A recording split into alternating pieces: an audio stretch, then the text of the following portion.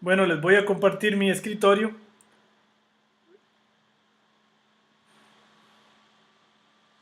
Ahí están viendo ustedes mi escritorio. Vamos a iniciar con la presentación del día de hoy sobre aprendizaje supervisado y máquinas vectoriales de soporte. Hoy vamos a iniciar, por acá en México me dicen que no se escucha. Vamos a ver cuál es el problema, perdón, acá.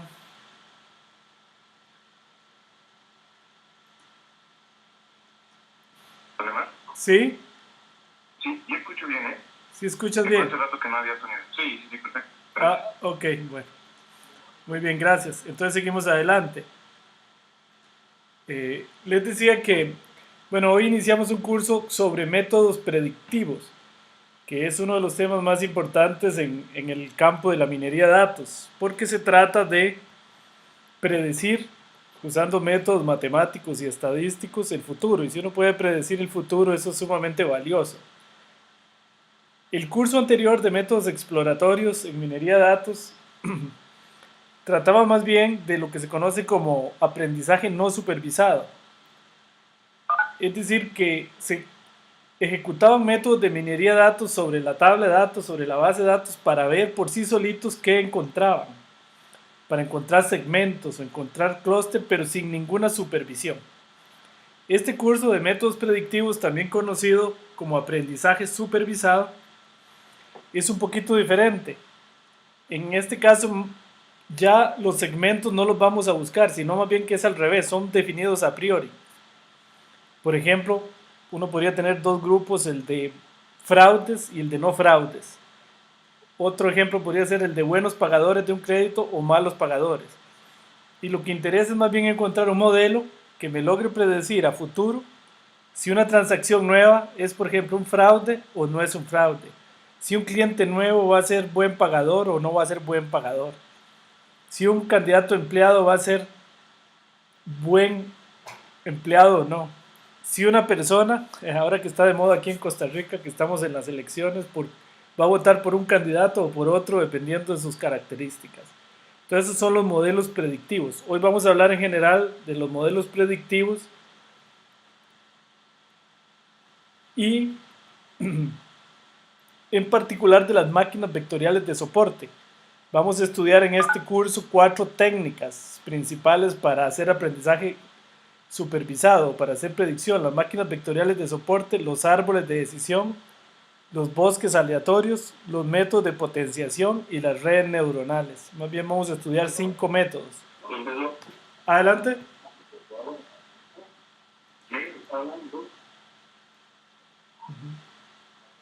¿Sí? ¿Alguien quiere dar una opinión? Adelante, Yonder o Manuel.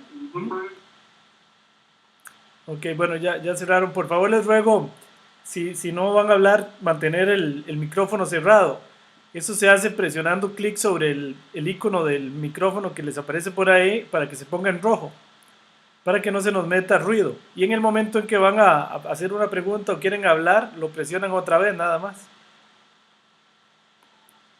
Muy bien, bueno, muchas gracias. Entonces, vamos a empezar. Por acá tenía una pregunta en el chat. Eh,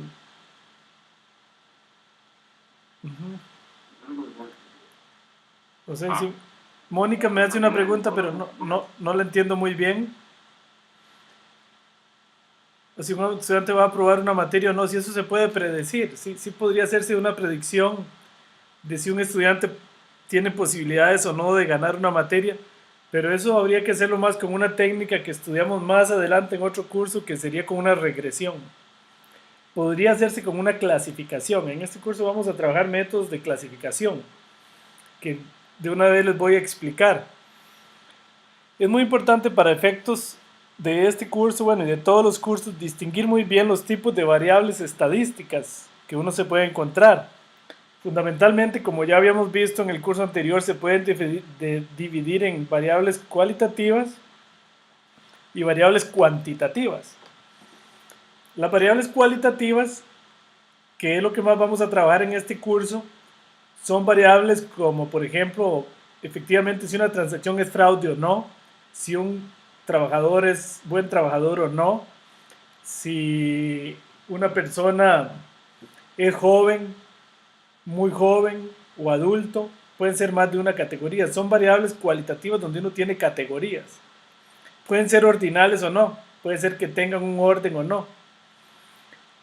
Y están las variables cuantitativas, que es por ejemplo la nota en un curso, donde el valor que la variable toma es un número real. En ese caso, en el caso de predecir la nota de un estudiante, estaríamos ante una variable cuantitativa.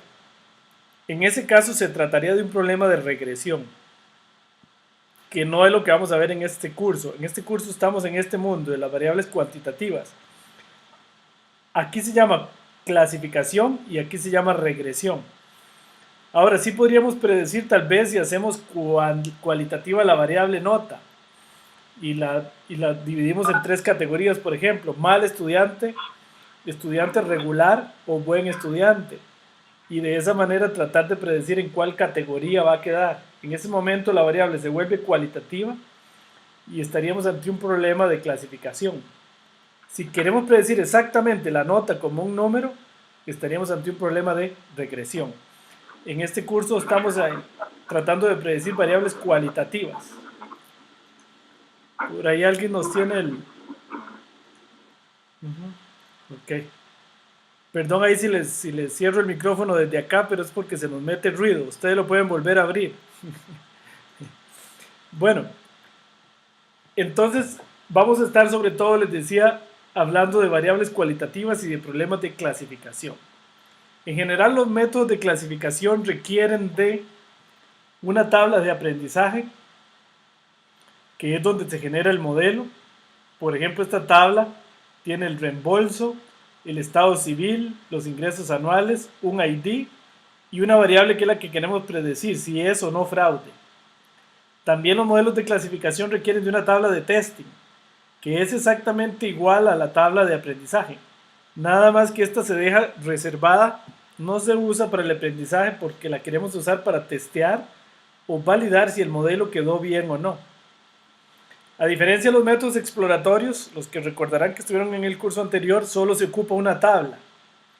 En este curso se ocupan mínimo dos tablas, la tabla de aprendizaje y la tabla de testing. En la tabla de aprendizaje, como se ilustra aquí, se genera el modelo, por ejemplo una máquina vectorial de soporte que vamos a ver hoy, con algún algoritmo, se genera el modelo, este modelo se aplica en la tabla de testing. Como aquí yo ya sé si la transacción fue fraude o no, yo puedo predecir sin usar esta columna y luego comparar con el verdadero resultado. Eso me va a permitir determinar qué tan bueno o no es el modelo predictivo que acabamos de construir. A partir de ahí, si es suficientemente bueno, lo aplico a individuos nuevos o a transacciones nuevas, por ejemplo, para determinar si es fraude o no es fraude. Ese es el esquema. Si el modelo no dio bien, lo vuelvo a calibrar y trato de irlo mejorando hasta que tenga un modelo satisfactorio que yo ya pueda usarlo para predecir individuos nuevos. Eso es lo que se conoce como el esquema general de un problema de clasificación automática. Más adelante vamos a hablar más sobre este tema de evaluar el modelo. Si tienen alguna pregunta, por favor no duden en interrumpirme o en escribirme a través del chat. Ok, muy bien. Entonces, en general, en un problema de clasificación, el problema consiste, como se ve en la siguiente filmina, dado un poquito una definición un poquito más formal o matemática, aquí dados n individuos que están en la tabla o en la base de datos y m clases, que en general son poquitas, 2 o 3, por ejemplo, fraude, no fraude, por ejemplo, estudiante regular, bueno o muy bueno. De lo que se trata un problema de clasificación es de asignarle, encontrar una función matemática que le asigne a cada individuo de la base de datos una categoría. Este esquema podría ser una red neuronal, un árbol de decisión, un análisis discriminante, una clasificación bayesiana, o muchas técnicas que hay, una regresión logística, o como vamos a ver hoy, una máquina vectorial de soporte, que es la que le asigna a cada individuo la clase. En general, de lo que se trata es de encontrar un modelo Por ejemplo, en este gráfico aquí tengo los fraudes en rojo, los no fraudes en azul. Entonces de lo que se trata es de que cuando venga un individuo nuevo, tratar de ver si es más parecido a los fraudes, como en este caso, para predecirlo como fraude, o si es más parecido a los no fraudes, para predecirlo como no fraude. Con algún modelo, aquí estoy ilustrando un modelo que se llama los vecinos más cercanos. También encontrar las variables estadísticas que más impactan a los malos pagadores y aquellas que impactan más a los buenos pagadores y aquellas variables que no tienen ninguna importancia dentro del estudio, para más bien quitarlas, porque estas variables típicamente lo que hacen es meterle ruido más bien al estudio. Bueno, como les decía, aquí tenemos un ejemplo de una tabla de aprendizaje. Este es un ejemplo que lo vamos a usar durante el curso, que es un ejemplo muy útil, que es sobre credit scoring. Lo que queremos es aquí tratar de encontrar una función que nos prediga quién va a ser buen pagador o no de un crédito. Entonces, en esta tabla de aprendizaje tenemos el monto del crédito, una variable cualitativa de 1 a 5. Entre más alto quiere decir que el monto es más alto. El ingreso neto de la persona también en 4 categorías: ingreso bajo, medio, alto o muy alto. El coeficiente crédito avalúo, que es muy importante en esto del scoring. El coeficiente crédito avalúo es la relación que existe entre el valor de la propiedad hipotecada versus el crédito.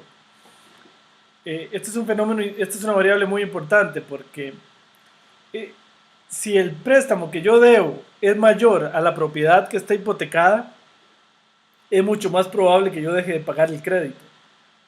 Eso es el fenómeno que pasó en Estados Unidos, donde los créditos, los pagos de los créditos no eran suficientes incluso ni para pagar los intereses. Entonces el crédito se hacía cada vez más grande. Y eso hizo que en un momento el crédito fuera más grande que el valor real de la propiedad, entonces la gente dejó de pagar. Y los bancos tuvieron que recoger propiedades, ahí fue donde se provocó la crisis financiera. Entonces el coeficiente crédito avalúo tiene que ver con eso. Entre más grande, significa que más grande es el crédito en relación al valor real de la propiedad. El monto de la cuota en categorías es el monto de la cuota mensual, el grado académico, 1, 2, 3, 4, bachiller, licenciado, máster, doctor. Y esta es la variable a predecir. 1, buen pagador, 2, mal pagador. Esto es muy importante decirlo, para poder ejecutar un método predictivo yo tengo que tener historia. Es decir, esta es una historia que tiene el banco de gente que fue buena y gente que fue mala como pagadores. Si yo no tengo esa historia, no se puede correr un modelo predictivo. Habría que ser mago. Es decir, el modelo predictivo aprende con la historia y predice el futuro. Por eso en esta variable, en esta tabla de aprendizaje, yo tengo que tener quiénes fueron buenos y quiénes fueron malos pagadores, para que con base en estos parámetros el modelo logre caracterizar a los buenos pagadores versus la caracterización de los malos pagadores.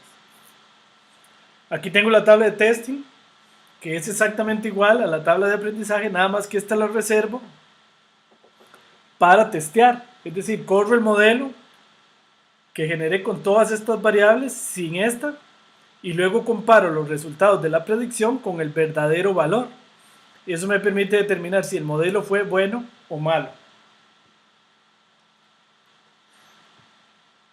Algunas veces, si uno tiene pocos datos, se usa como tabla de aprendizaje y tabla de testing la misma tabla.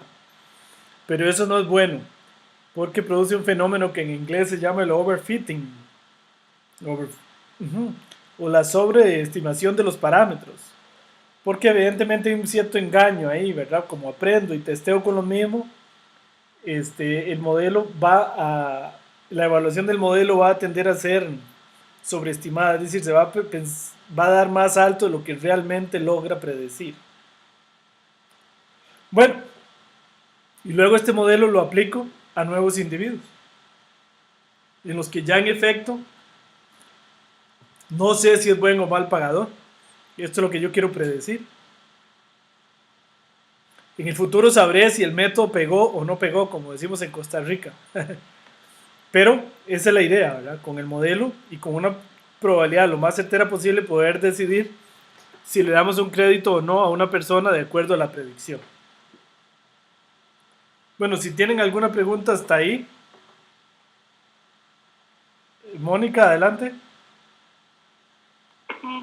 Ondemar, en el caso de lo de los estudiantes que aprueban o no, la pregunta sería si yo tengo el resultado de la prueba de conocimiento de matemáticas al ingreso a la universidad en este caso, y por otro lado el nivel socioeconómico, ¿puedo yo aplicar este modelo para ver si el estudiante, cuál va a ser su rendimiento? Es decir, si va a aprobar o no va a aprobar el pre-politécnico para pasar ya a una carrera como tal. Sí, muy bueno. Dos variables nada más. Sí podría ser, no importa, no necesariamente más variables es mejor. Podría ser que sí lo logre predecir. Lo único es que usted sí tendría que tener un poco de historia en la que usted tenga lo siguiente, los datos de la prueba, esta de admisión, si mal no recuerdo que usted me dijo, de conocimientos previos, y el estado económico, y el resultado de esos estudiantes, si fueron o no buenos estudiantes, si lograron graduarse o no. Tiene que tener una porción de historia que le permita que usted pueda usar como tabla de aprendizaje, en donde ya tenga las tres variables, las dos, esos se conocen como los predictores y la variable a predecir. En este caso, los predictores fueron los resultados en la prueba diagnóstico, la condición socioeconómica, y la variable a predecir sería si fue buen estudiante o no en la universidad. Entonces usted tendría que tener un buen juego de datos donde ya tenga toda esa información para estudiantes que ya se graduaron. Con esa tabla pone a aprender el modelo y luego puede ya usarla para estudiantes nuevos. Sí, disculpa, Valdemar, ¿cuántos datos serían, digamos, suficientes? Sí, esa es una muy buena pregunta. Depende mucho del problema, ¿verdad? Que uno tenga, pero normalmente con una tabla de datos de 500, 1000 estudiantes podría ser suficiente en ese problema. Incluso, ¿veis? Se ha hecho con menos, ¿verdad? Con 100 datos tratar de predecir. Por supuesto que entre más historia tenga, generalmente puede ser que el modelo tienda a ser mejor, ¿verdad? Ok, con mucho gusto, Mónica. ¿Alguna otra pregunta? Bueno, entonces vamos a entrarle de lleno al primer modelo que vamos a estudiar en este curso para hacer predicciones. Este es uno de los modelos más modernos que se conocen. Se llama las máquinas vectoriales de soporte o Support Vector Machines. Viene de una escuela en Estados Unidos muy famosa que es la de Machine Learning. De hecho, incluso le dio nombre a toda esa escuela, digamos, de estudio. El Machine Learning es muy parecido al Data Mining o a la minería de datos.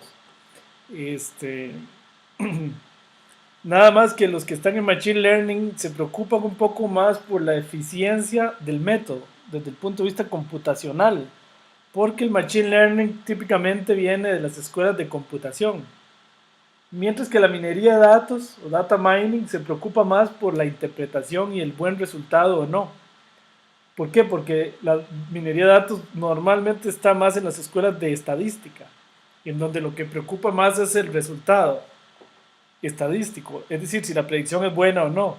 Y en las escuelas de computación preocupa más si el algoritmo es eficiente o no. Entonces, Machine Learning típicamente es el tema de Data Mining, pero desde el punto de vista de computación. Y Data Mining desde el punto de vista de la estadística. Bueno, entonces, Mario, ¿quiere preguntar algo? Perdón que les apago el micrófono. Es que se me está metiendo un ruido ahí.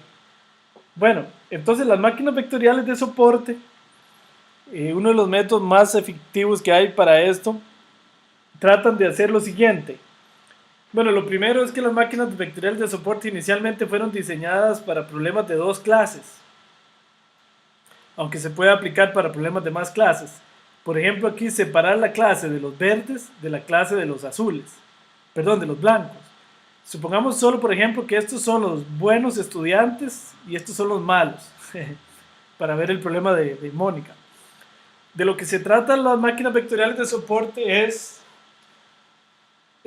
de encontrar un plano, ¿verdad? Estos puntos en general están en el espacio vectorial Rn, ¿verdad? Son puntos de n dimensiones porque estamos midiendo n variables. Entonces lo que se trata de encontrar es un plano que separe a esos dos grupos. Hasta ahí es lo que se conoce como el análisis discriminante, que es un método francés. La versión evolucionada es encontrar un plano que tenga el margen mayor, además del plano de separación, que como se ve aquí en verde, separe lo más posible a los verdes de los blancos. ¿Eso para qué? Es como ver como una frontera, como hicieron entre las Alemanias en la época de la Guerra Fría. Además de la frontera, dejaron unos márgenes para que la gente no se cruzara. Esa es un poco la idea aquí, perdón el ejemplo tan feo, pero entonces entre más grande sea el margen, mejor la separación. Entonces la idea es encontrar este plano. ¿Por qué se llaman las máquinas vectoriales de soporte? Bueno, porque para describir un plano en un espacio de n dimensiones, por ahí, no sé si está Michael, que dijo que fue alumno mío en álgebra lineal, ahí estudiamos ese tema, se ocupa el vector director, que es este, se ocupa además estos vectores acá, que se llaman los vectores de soporte, es decir, los vectores, porque aquí en realidad hay tres hiperplanos. Este hiperplano, que puede ser caracterizado por el vector director, y los hiperplanos que marcan el margen, que tienen unos vectores que se le llaman vectores de soporte. Entonces, en el fondo, matemáticamente lo que hay que encontrar son estos vectores, que hagan que el margen sea máximo. Entonces, de ahí viene el tema de Support Vector Machines. Esos son los vectores de soporte, son estos. De ahí viene el nombre. Bueno, un plano en álgebra lineal, no vamos a entrar en muchos detalles de esto porque habría que dar otro curso, se puede escribir de esta forma, como W traspuesto por X más B. En general, si estuviéramos en dos dimensiones, esto es AX más B, como una recta como las que uno ve en el colegio. En general, si estamos en n dimensiones, esta W es la tabla de datos traspuesta por el vector X más B. Esa es la ecuación de un vector, de un plano. Lo que se trata es de encontrar ese plano. Una vez encontrado este plano, cuando llega un individuo nuevo, lo evalúo. Si da mayor que 0 es verde y si da menor que 0 es blanco. Ese plano me va a permitir discriminar a los individuos nuevos. Esa es la idea de encontrar el plano, para cuando venga uno en el futuro, saber si está a la derecha o a la izquierda del plano y de esa manera yo predigo. Se busca el hiperplano en el espacio de las variables. Lo que tengo que encontrar para describir un plano es el vector normal. Este vector normal se puede calcular como W entre la norma de W. Este es un tema en el que tampoco voy a detallar mucho, pero esto viene del álgebra lineal. Así se puede calcular ese vector. Entonces, hay un problema interesante en las máquinas vectoriales de soporte, y es que podrían existir muchos hiperplanos. Igual podría no existir ninguno tampoco. Ahorita vamos a ver más adelante. Pero podrían existir muchos. Vean la animación en este momento. Puede ser ese plano, puede ser ese, puede ser ese, podría ser ese otro. En general hay muchos. Ahora, ¿cuál es el mejor plano? Bueno, el que logre el mayor margen. Como les decía en el ejemplo de la frontera alemana, el que separe lo más posible los dos países para evitar intersecciones, para evitar que la gente se vaya a ver muy de cerca y vaya a haber problemas. Ahora, como les decía, puede ser que el plano perfecto no exista. Vean que aquí se me coló un punto blanco. Entonces puede ser que este puntillo blanco aquí se me coló. Puede ser que la separación perfecta no exista, ¿verdad? Pero entonces uno busca la separación que separe, valga la redundancia, la mayor cantidad posible de puntos blancos y verdes en este caso. Ok, entonces, de lo que se trata entonces es de un margen que dé la mayor seguridad y de manera que los puntos, como en este caso, este que se me coló aquí, sea la mínima cantidad posible. Ok, esa es la idea. Entonces eso se convierte en un problema matemático importante y difícil de resolver, que es un problema de optimización. Ok, ocupamos encontrar el X, el W y el B que me logren el margen máximo y que me logre la menor confusión posible de puntos. Y con eso lograré encontrar los vectores de soporte y el vector director del plano. Ok, bueno, entonces lo importante es encontrar el vector director, que se puede calcular como W entre WN, y encontrar este margen, es decir, encontrar los vectores de soporte. Para esto, sin detallar mucho matemáticamente, porque es un problema complicado y por dicha el software lo hace directamente sin necesidad de hacer todo este detalle, pero sí quiero plantearles que el problema matemático que hay que resolver es maximizar la función 2 entre la norma de W sujeto a estas restricciones, Wt por xi más b mayor o igual a 1 y Wt por xi más b menor o igual a menos 1. Ese es el problema matemático que el programa computacional en el fondo resuelve. Sería equivalente a minimizar un medio norma de W al cuadrado. A veces se hace así para que esta es una función cuadrática y es sabido matemáticamente que es mucho más fácil minimizar funciones cuadráticas porque tienen un único mínimo, son cóncavas hacia arriba, en todos los métodos de optimización funcionan mejor. Por eso se hace esa transformación. Ok, eso se resuelve si alguno de ustedes llevaron cursos de optimización o cursos de investigación de operaciones. Eso se resuelve con un método que se conoce como los multiplicadores de Lagrange. Los multiplicadores de Lagrange, aquí lo tenemos, este sería el problema a resolver, minimizar esta función sujeta a esta restricción. Bueno, no se preocupen si esto no lo entienden del todo bien, porque no es la idea del curso, ¿verdad? Este sería un curso de Machine Learning, estudiar cómo se resuelve este problema matemáticamente. Pero sí quiero que les quede claro que al final y al cabo, el problema de clasificación de datos, generalmente cualquier método que uno use, termina siendo un problema de optimización, un problema de encontrar un mínimo. Y entonces ahí entra lo que se conoce como multiplicadores de Lagrange, lo que se conoce como el método, bueno, hay muchos métodos, por ejemplo los métodos de gradiente y algunos otros que se pueden usar para encontrar esos mínimos. Bueno, como les decía, puede ser que tal margen no exista. Vean aquí en este gráfico que estoy mostrándoles aquí, podría ser que, como se ve aquí, haya confusión. Entonces, bueno, no queda más que encontrar aquel plano de soporte que logre la menor confusión posible. Eso es lo que se conoce como un margen débil. ¿Ok? Es decir, el margen perfecto no existe, entonces se consigue un margen que separe lo más posible, pero permitiendo alguna intersección. ¿Ok? En la práctica casi siempre es así. Ok, además las máquinas vectoriales de soporte a un problema como ese que acabamos de ver, se le conoce como un problema linealmente no separable.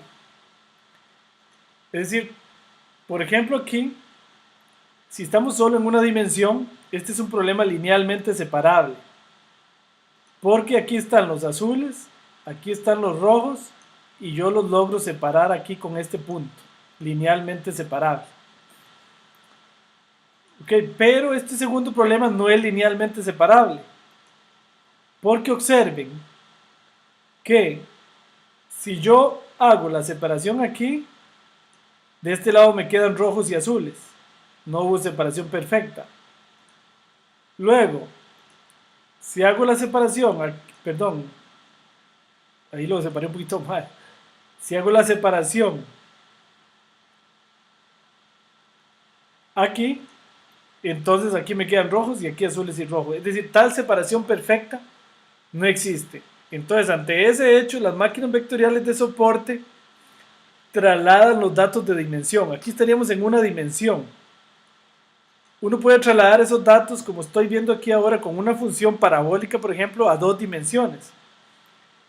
Nada más que ahora la separación no sería un punto, sino una recta, porque todo lo subimos una dimensión. Y observen que aquí, con esta recta que estoy subrayando, logré separar en la parte de abajo los azules,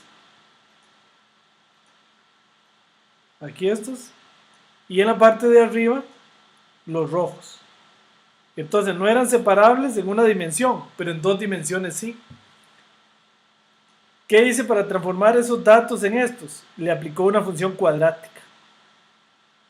Ahora, las máquinas vectoriales de soporte, generalmente, si digamos en 5 dimensiones lo logran hacer la separación, elevan una dimensión aplicando alguna función y ahí sí son separables, o por lo menos más separables. Ahora, ¿cuál es esa función? Eso no es fácil de saber. Ahorita más adelante vamos a ver que en el software hay 5 posibles escogencias de esa función. Entonces, en la práctica, lo que se hace es intentar con todas a ver cuál le logra separar mejor los datos. Y entonces se usa esa. Vean aquí, este es otro ejemplo, aquí estamos en 2 dimensiones. Aquí los datos son no separables, porque cualquier línea que pase, me quedan rojos y azules, es imposible, si la paso aquí, donde ustedes quieran que la pasen, no se separan los rojos de los azules. Mientras que si los elevo a una dimensión, les aplico una función aquí, que pareciera que también es una cuadrática, es como un paraboloide aquí el que se aplicó, más o menos algo así.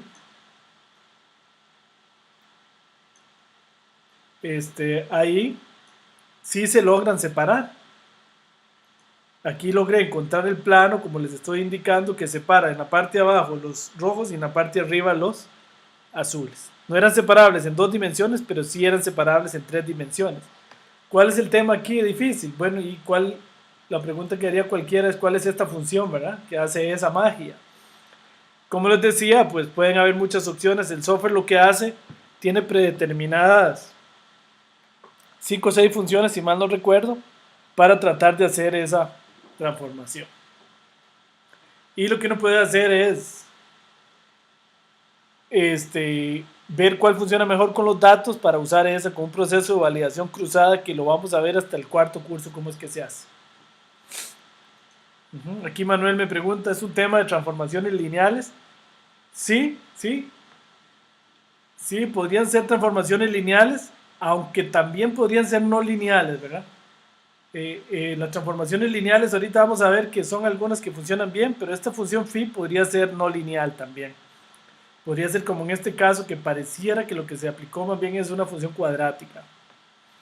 Sí, muy buena pregunta. Aquí estamos en un ejemplo específico. Vean que la función de transformación que se aplicó es esta, que manda x1, x2 a x1 al cuadrado, raíz cuadrada de 2, x1 por x2, x3. Esa es la función que cambia los puntos de R2, donde no eran separables de ninguna manera, a R3, donde sí son separables por este plano. Okay, del lado abajo quedan los rojos y del lado arriba, por decirlo de alguna manera, los azules. Es una función, en este caso, Manuel me preguntaba, ven, esta no es una función lineal. Idealmente si fuera una función lineal, porque es más fácil de calcular y menos pesada computacionalmente. Pero hay kernel, ahorita vamos a ver, eso se llama el kernel. Hay algunos lineales y algunos no lineales. Bueno, ¿alguna pregunta más hasta ahí? Les abro el micrófono, ya tenemos ahí bastante gente. Está Mario, está Manuel, Luis, Eduardo, Juan. Hay bastante gente. Nelson, Yonder, Ricardo, Nelson y el grupo del Banco Nacional que generalmente están juntos. Si tienen alguna pregunta.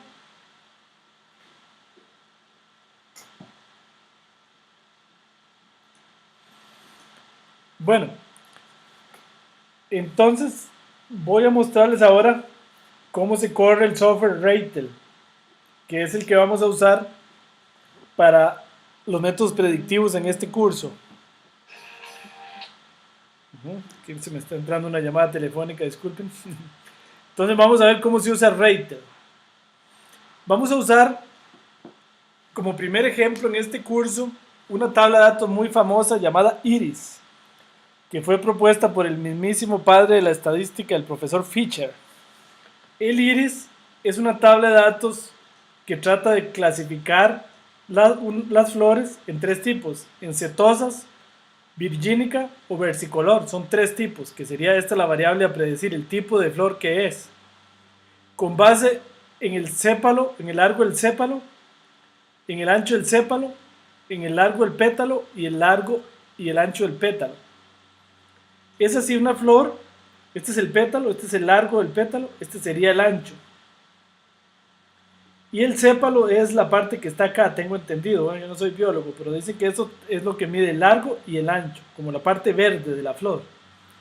Con base en esas características, en la medida, Fisher logró predecir si una flor era setosa, virgínica o versicolor. Aquí siguen para abajo.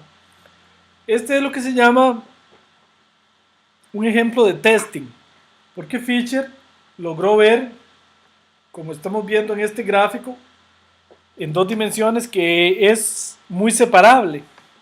Aquí están las virgínicas, las versicolor y las setosas. Hay una pequeña confusión aquí, pero en general las tres clases son muy separables. Entonces esta es una tabla que se usa para evaluar modelos. Si yo encuentro un modelo de clasificación nuevo, lo primero que tengo que hacer es verificarlo con IRIS. Si no separa bien a la tabla IRIS, no sirve para nada, porque la tabla IRIS, su estructura es bastante separable. Entonces siempre vamos a usar IRIS como primer ejemplo para testear y probar nuestros modelos. Luego vamos a usar un ejemplo más adelante de Credit Scoring también. Estos son los dos ejemplos que vamos a ir usando en el curso. Vamos a ver si tengo una pregunta en el chat. Ok, no. Bueno, entonces vamos a ir directamente a hacerlo en vivo. R, recuerden que yo les dije que instalaran R. Aquí tenemos R, lo estamos viendo aquí abajo, y RStudio. Uno podría cargarlo en cualquiera de los dos. RStudio es una interfaz visual para R, un poquito más bonito que el original, que es este. Pero en este curso, para correr Reitel y Factor Miner que corren sobre R, es mejor usar el R original. Para el curso siguiente vamos a usar más RStudio. En este curso vamos a usar la plataforma original R, que es esa que están viendo. Para ejecutar Reitel, Reitel es un paquete. R, para los que empiezan hoy el curso, es el sistema de software libre más grande del mundo. Por lo menos en el campo de la estadística matemática, que fue creado por la Fundación R. Y R tiene más de 4000 paquetes que son extensiones que se le agregan a R para hacer cálculos que mucha gente ha hecho en muchas universidades, incluyendo este servidor. Hemos hecho paquetes para extender a R. Por ejemplo, yo tengo un paquete que se llama RSDA, que sirve para hacer análisis simbólico de datos.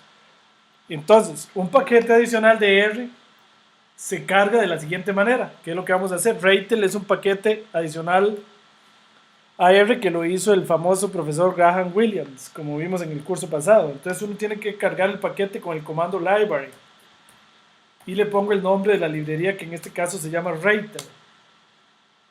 Ahí ya está la librería, ya corrió. Reitel es un paquete particular que además tiene una interfaz gráfica.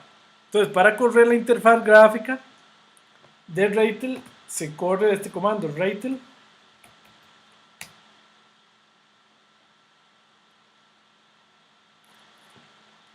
Y en este momento ustedes están viendo la interfaz gráfica de Reitel.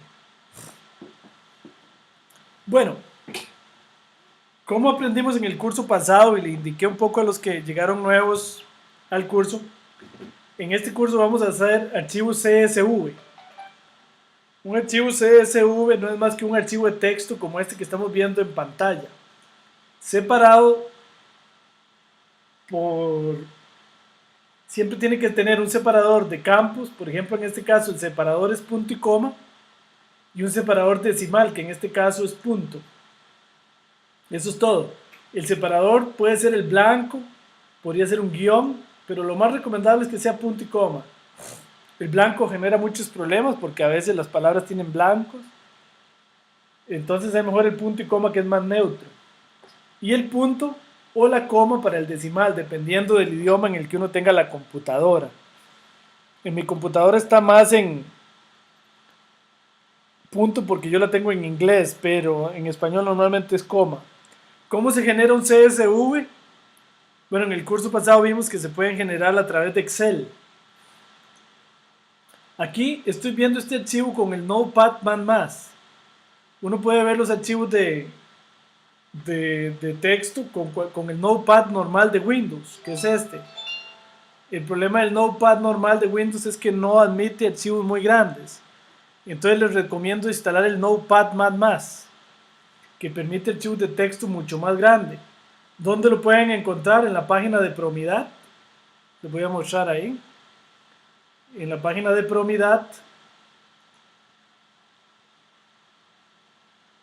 como están viendo en pantalla, ustedes pueden ir aquí a herramientas,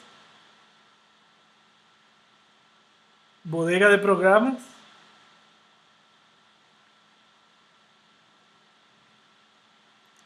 y ahí en la parte de abajo pueden encontrar el Notepad++, que es un editor de texto para archivos de texto, valga la redundancia, gratuito. Entonces ahí lo pueden bajar. Bueno, muy bien. Volviendo al REITEL, entonces lo primero que uno debe hacer en REITEL es cargar los datos. En este caso voy a cargar los datos iris. Entonces los datos iris, voy y los busco en el disco duro. Yo los tengo acá.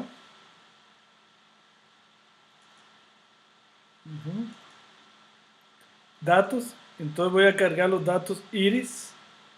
Ahí tengo los datos iris. Muy importante aquí decirle cuál es el separador y cuál es el separador de decimal y si hay encabezado o no. Si vemos los datos de iris, el separador de espacios es punto y coma, el de decimal es punto, y si hay un encabezado, que son los nombres de las variables: sépalo largo, sépalo ancho, pétalo largo y pétalo ancho, y tipo. Entonces, aquí, perdón, le digo que es punto y coma, y aquí le digo que es punto, y que hay encabezado, y le tengo que dar ejecutar. Ahí le di ejecutar y me leyó las variables bien. Esto es muy importante. La primera numérica, numérica, numérica, numérica y categórica. Uno debe revisar que leyó bien el tipo de las variables. Ahora, esto que está aquí es muy importante. REITEL usa por defecto tabla de aprendizaje, tabla de prueba y tabla de testing. Esto quiere decir que el 70% para aprendizaje, 15% para prueba y 15% para testing. En general nosotros, a mí no me gusta usar tabla de prueba, entonces es mejor ponerle aquí 0 y aquí 30.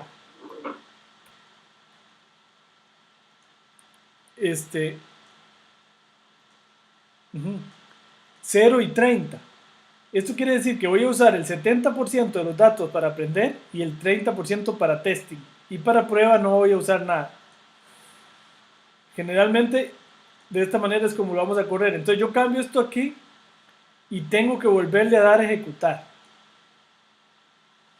Esto de la semilla del azar es importante porque entre más grande mejor. Esto quiere decir porque esta partición la hace completamente al azar para generar el modelo con un 70% y evaluar con un 30%, como vamos a ver ahorita más adelante.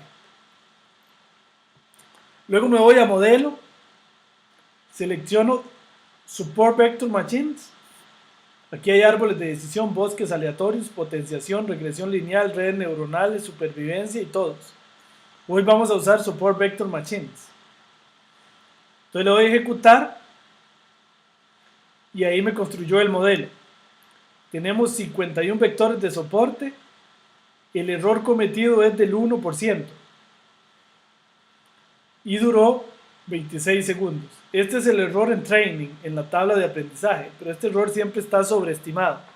Entonces ahorita más adelante vamos a ver cómo evaluar el verdadero error. Ok, esto es muy importante, vean, aquí está el núcleo que se usa, esta es la función de transformación para elevar los datos de dimensión. Radial, base radial, polinomio, una transformación lineal, una transformación hiperbólica, laplaciana, de Bessel, de ANOVA o de Spline. Por defecto usa esta, que fue lo que yo hice. En la tarea les pido hacer la corrida con todos los métodos para una cierta tabla de datos, para ver en esa tabla cuál le produce mejores resultados. Bueno, muy bien, así es como se genera el método. Volvemos a la presentación. Ahí está explicado todo lo que vimos ahora.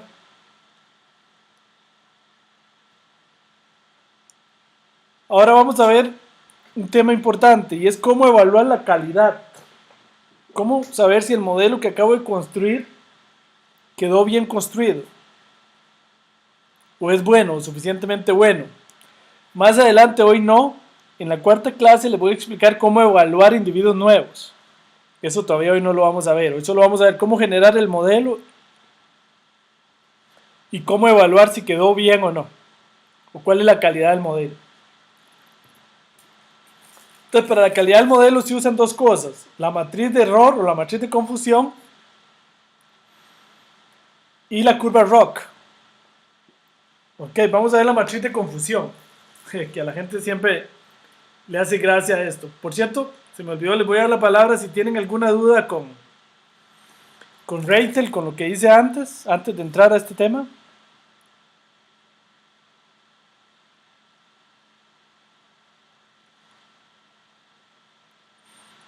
Ok, muy bien, ¿está claro hasta ahora? Bueno, entonces, la matriz de confusión, para el caso de dos clases, por ejemplo, negativo o positivo, digamos, mal pagador y buen pagador. Entonces, lo que se hace es construir una matriz, en este caso de 2 por 2. Esto quiere decir que el modelo, habían A negativos y los puso como negativos. Habían esta D positivos y D los puso como positivos. Entonces la diagonal, por decirlo así, es el éxito. Y este diagonal es antidiagonal, es el fracaso, porque este B quiere decir que eran negativos, sin embargo la predicción se equivocó y los puso como positivos. Esta C quiere decir que eran positivos, pero el modelo se equivocó y los puso como negativos. Es decir, una matriz perfecta sería que tenga números muy grandes aquí y ceros aquí. Esto significaría que evaluó bien a todo el mundo. Ok, entonces, por ejemplo, acá, este modelo, digamos, corrió y habían 1000 malos pagadores. 800 malos pagadores los calificó el modelo como malos pagadores. Es decir, el modelo los calificó correctamente. 200 los calificó como buenos pagadores, entonces se equivocó. Es decir, tuvo un acierto en los malos pagadores del 80%. En los buenos pagadores acertó 1500 porque los calificó como buen pagador y 500 se equivocó. Es decir, aquí tuvo una asertividad del 75%. Y la asertividad global sería la suma de estos dos dividido entre la suma total, porque es el porcentaje. Ese sería el porcentaje de los buenos calificados. Ok, y la suma de estos dos entre el total serían los malos calificados. Ahora hay que tener cuidado con eso, porque ese dato global puede ser engañoso. Siempre hay que ir a analizar clase por clase. Ahora les explico por qué. Entonces, la precisión se define como A más D entre A más B más C más D. Esta es la precisión global. Es decir, es el porcentaje de buena clasificación. Pero dice, cuidado, este índice es a veces engañoso y debe ser siempre analizado en relación a la dimensión de las clases. ¿Qué quiere decir eso? Les voy a poner un ejemplo que es típico en el tema de fraude. El tema de fraude de tarjetas de crédito, para los compañeros de México que trabajan en eso, siempre es muy difícil porque los fraudes son muy pocos. Entonces yo podría llegar al siguiente error. Vean aquí, esta tabla de datos que eran 989, 992 mil, calificó bien al 98.9% de la población, porque sería 989 dividido entre 1000, me da este porcentaje. Que cualquiera diría, jue puña, sí, este modelo es bueno, muy bueno, pero no tanto, porque fíjense que en la clase de fraude no acertó nada. Habían 8 fraudes y todos los calificó mal como no fraudes. Es decir, no sirvió para nada el modelo. Porque precisamente los que trabajan en esto, detectar fraudes, saben que lo que interesa es detectar las transacciones fraudulentas, que son muy pocas. Eso es lo que se conoce como un problema desequilibrado, que es un problema bien difícil. El problema de fraude es uno de los más difíciles que existen por eso, porque es un problema muy desequilibrado. Es decir, la clase que se quiere buscar o predecir es muy pequeña en relación a la globalidad. Entonces, vean que el índice global puede ser engañoso. Entonces yo siempre tengo que ir a la precisión positiva y a la precisión negativa. La precisión positiva es D entre C más D. Y la precisión negativa es A entre A más B. Entonces vean que la precisión positiva en el ejemplo anterior fue del 99%. Es decir, está detectando muy bien a los no fraudes. Pero la precisión negativa, es decir, la detección de los fraudes fue del 0%. Entonces podríamos decir que el modelo no sirve. Entonces siempre hay que analizar mínimo esos 3 índices: la precisión global, la precisión negativa y la precisión positiva, para asegurar que un modelo fue bueno o no.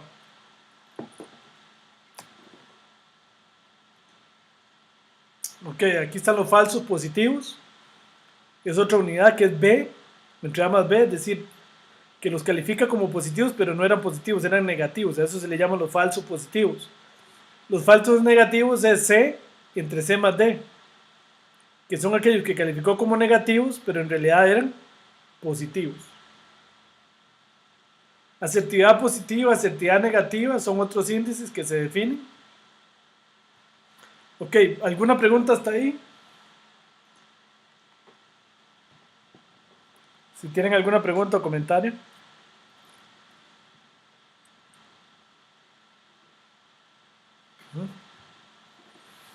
Muy bien. Entonces seguimos adelante. ¿Qué pasa si hay más de 2 clases? Como aquí, 3 clases. Para los que no son costarricenses, que son la mayoría, Alajuela, Heredia y Limón son 3 equipos de fútbol de nuestro país, y también son 3 provincias. Alajuela es el campeón, Heredia el subcampeón y Limón creo que le está yendo bastante mal.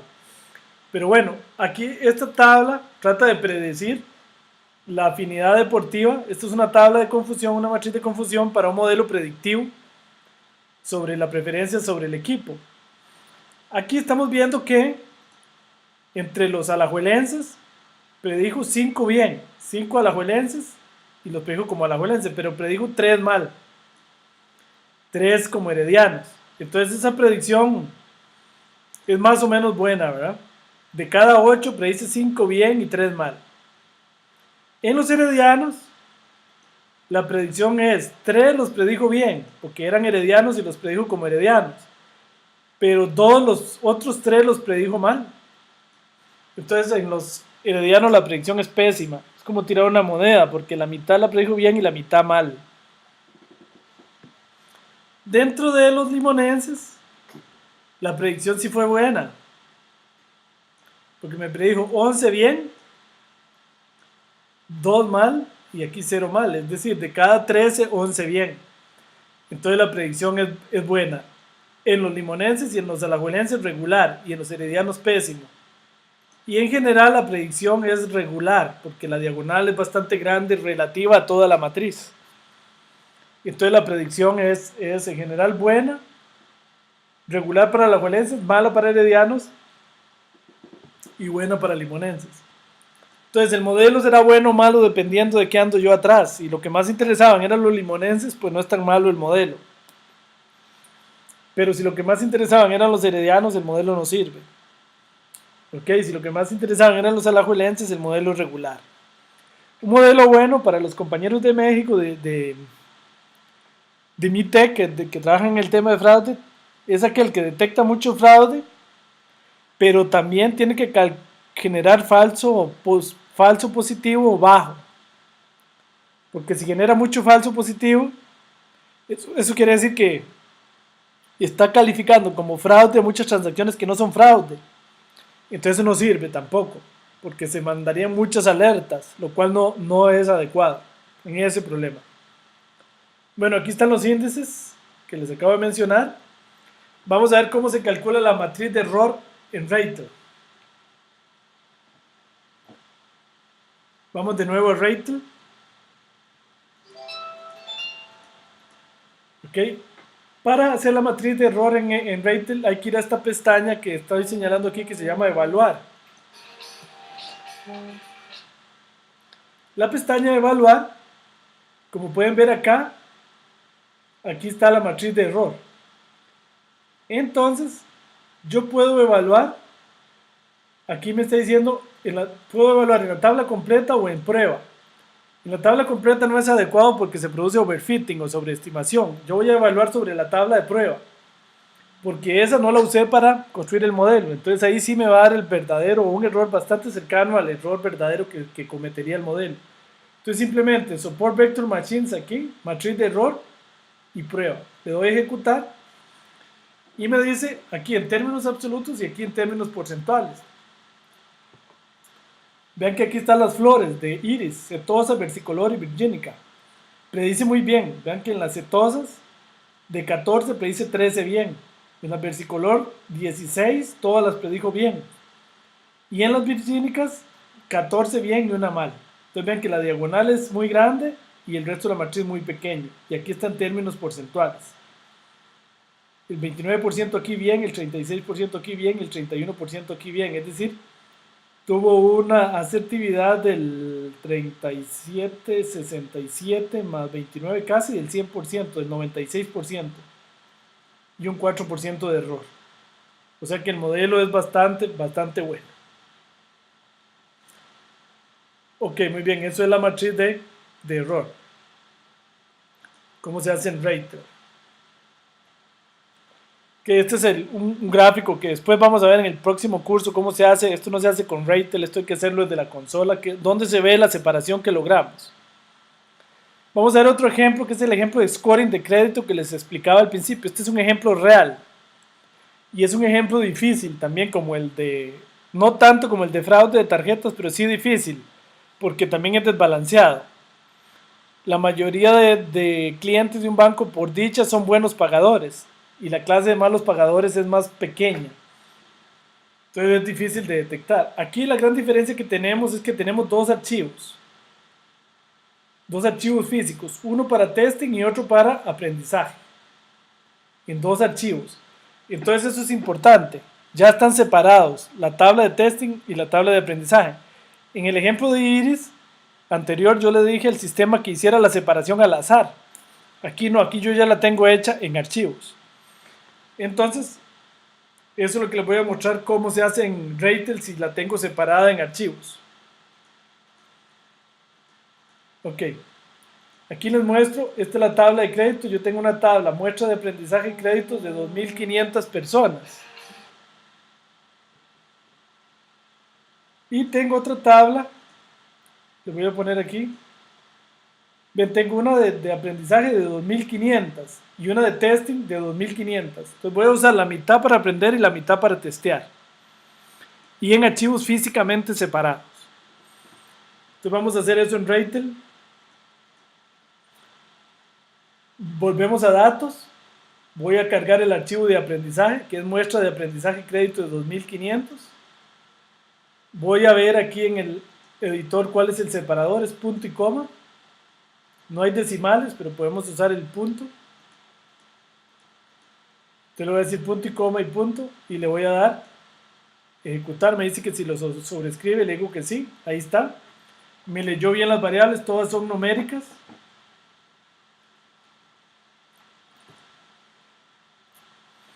Todas las puedo tomar como numéricas,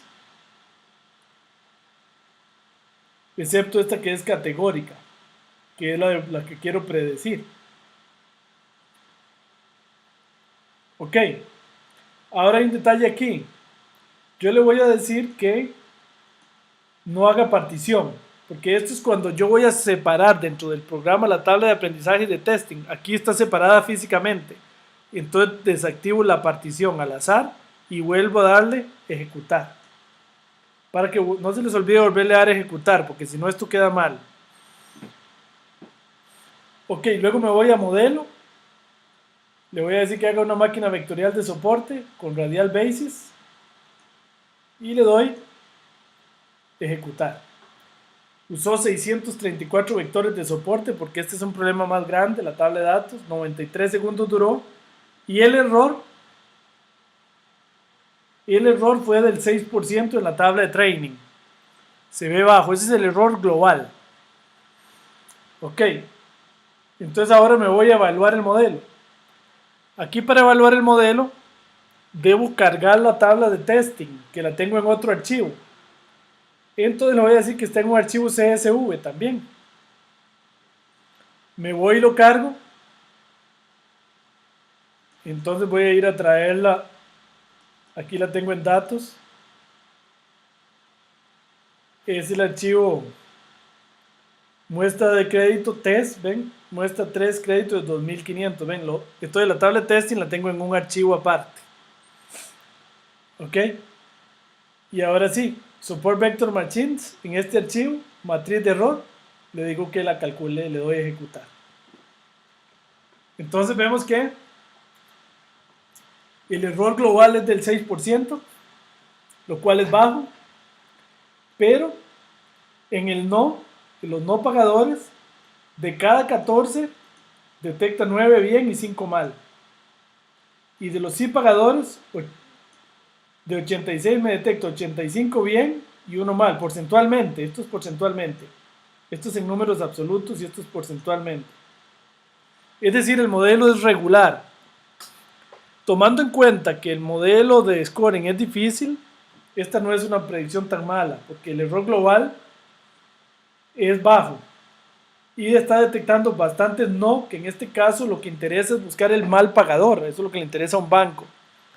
Lo que está diciendo es que está detectando regularmente los malos pagadores, 220 de cada 345 los detecta bien y no tiene mucho falso positivo. Este sería el falso positivo. Es decir, estas 28 personas las estaríamos afectando, no les daríamos crédito porque estamos diciendo, estos 28 son malos pagadores cuando en realidad eran buenos. Entonces es un modelo que detecta bastantes malos pagadores y no tiene tantísimos falsos positivos. Porque sería grave que este número fuera muy grande, porque entonces ya el banco quiebra, no le da crédito a nadie. ¿Verdad? Ese número tiene que ser bajo en este problema. Por eso es que el análisis del error debe ser integral, no basta analizar este dato. También depende del problema, qué es lo que a uno le interesa buscar y qué le interesa no, en qué le interesa no equivocarse, como en este caso. Ok, muy bien. ¿Alguna pregunta hasta ahí?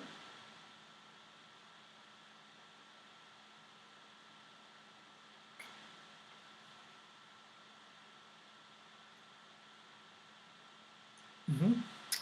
Bueno, muy bien. Seguimos adelante entonces con, y ya para terminar, la curva ROC. La curva ROC la vamos a estudiar con más detalle en el próximo, en el curso de modelos de calibración y selección de modelos, pero aquí la vamos a ver con más, eh, digamos, con no tanto detalle. Si Eduardo tiene una consulta. Una consultita. En la lámina anterior vimos lo de los buenos pagadores y malos pagadores, el no. Bueno, de los 9, 5 se lo estaba haciendo mal, digámoslo de vista. regularmente, en base a tu experiencia, ¿cuánto es un porcentaje, cuánto es un porcentaje razonable de positivo? Sí, muy, muy buena pregunta, Eduardo.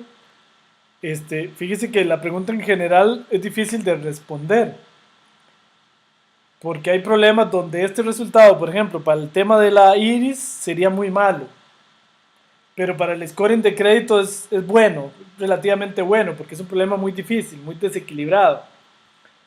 En un scoring de crédito esto sería aceptable.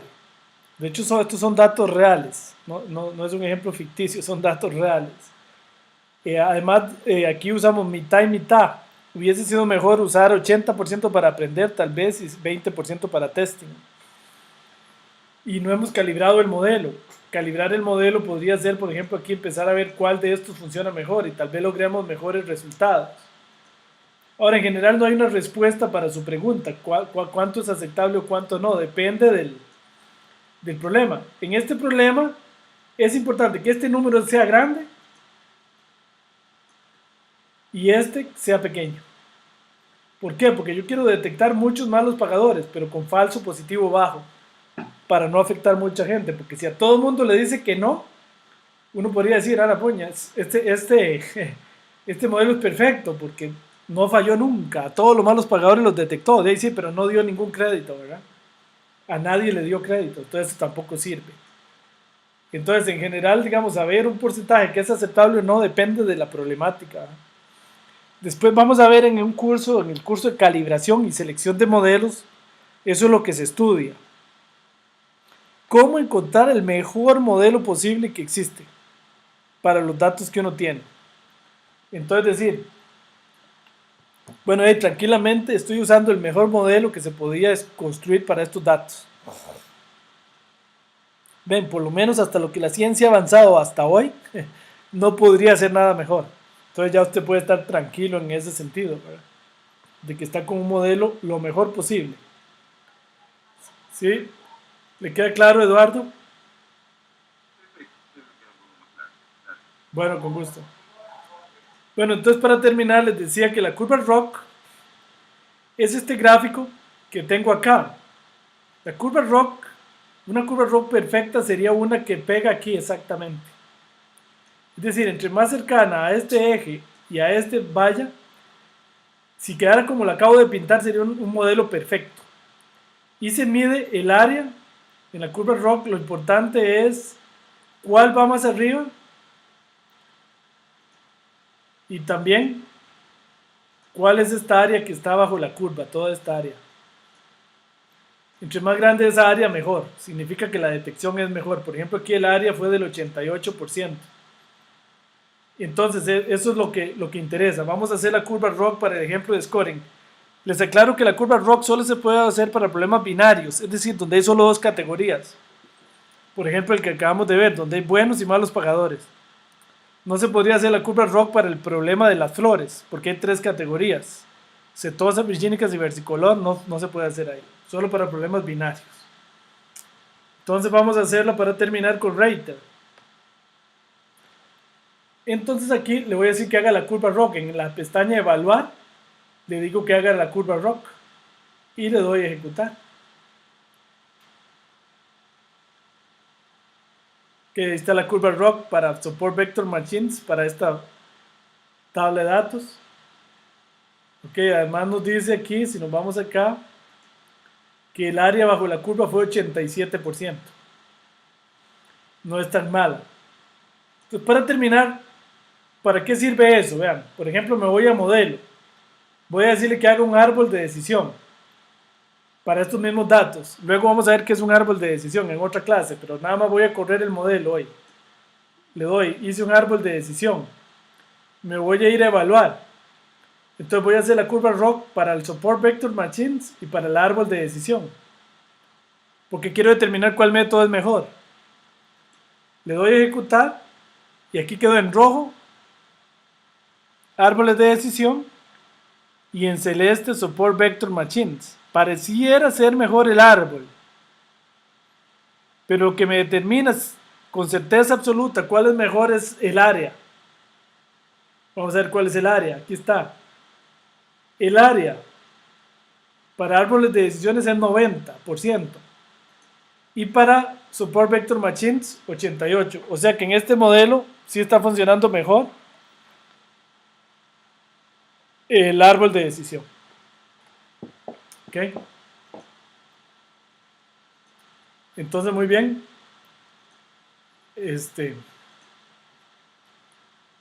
Con eso terminaríamos por hoy.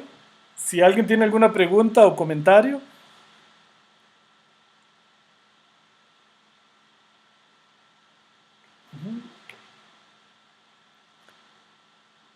Ok, entonces. Ok, muy bien. Tenemos casi todo el grupo. Si alguno tiene alguna pregunta o comentario.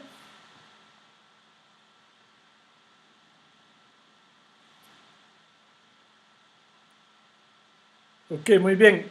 Nada más decirles entonces, para terminar, abriendo el video, decirles que a los que estaban en el curso de métodos descriptivos o métodos exploratorios, que pronto les va a llegar la calificación de la última tarea y la nota final del curso. Sí me preocupó ver ahora en la mañana que habían 2 o 3 estudiantes que no habían entregado la última tarea. Porque sin la última tarea, bueno, vamos a ver cómo les va con el promedio, pero sí me preocupó ver ese detalle. Bueno, muy bien, si tienen alguna pregunta o comentario.